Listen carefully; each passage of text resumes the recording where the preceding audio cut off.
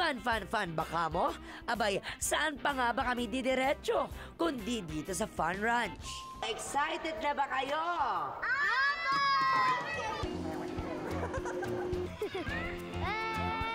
Look, carousel pa lang, enjoy na si Antoinette kasamang iba niyang mga kapatid. Nahihilo na ako! Aba naman, Antoinette, ha? Hanggang sa carousel, dala mo pa rin ang pagiging kakanindiva mo, ha? At ako, heto, enjoy naman sa bago kong friend. Ay, si Aiza. Di ba, Aiza? Kanta ka naman, patatin ang panahon. Marunong kumanta. Walang tomboy na hindi marunong kumanta, alam mo yan. Okay. May jowa na raw siya. Ano pangalan mo, friend? Aiza talaga? Ay my gosh, Aiza talaga pangalan niya. Aba, teka lang. Aiza, bangin ka ba? Kasi parang nahuhulog na ako sa'yo eh. Love you.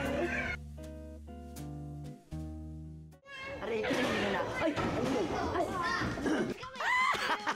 Teka nga. Nakalimot na yata ako sa sarili ko. Nalingat lang ako saglit. Nakararami na pala ng ride sa mga bagets. Go, go, go!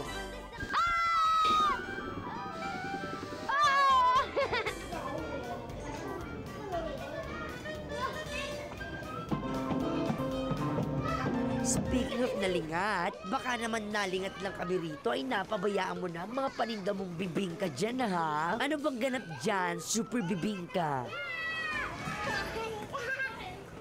Ayan naman, ngayon naman po nandito ako. Magbabahay-bahay naman kami para makabenta. So kakatukin ko po isa-isa ang mga ulo nila. Hindi, kakatok po ako sa pinto.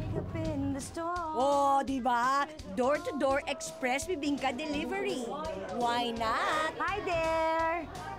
Nagbebenta po ako ng aliyo. Ng aliyo? Hindi, nagbebenta po ako ng bibingka. Gusto niyo ba? Piso, 2 pesos po. Piso, may kalahati. Piso. 20. So, ilan yon? O, platito na yon. Ibang level na to. At magkaway-kaway kayo dahil dahil sa 20 pesos, eto na ang launching ninyo.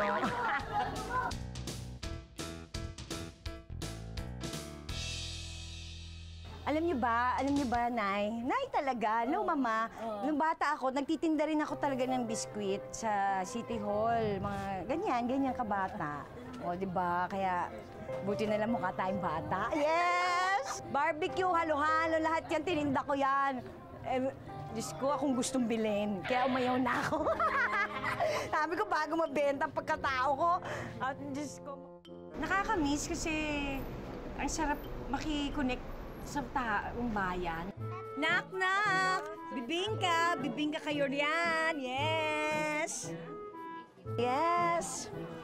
You'll never small apart. At syempre, dahil kakanindiva ang role ko ngayon, papayag ba naman akong hindi bumirit? Dahil mabait kayo sa pagbili ng bibingka ko, presenting myself, Rufa May Quinto, the singing kakanin vendor. When you wake up in the storm, trees will all be standing tall. I come to you, you'll never be alone. Challenge ako dahil hindi ako prepared. Siyempre, hindi naman ako singer talaga. Pero siyempre, ang naisip ko noon, basta kakanta ko at i-feel ko yung song at i-dedicate ko yun sa kung sino man ang bebentahan ko. Feel na feel ko, whether feel na feel ba niya or maganda ba yun or what. I give my heart, it's right where you belong. Yes, right where you belong. Chami-chami kami doon, di ba?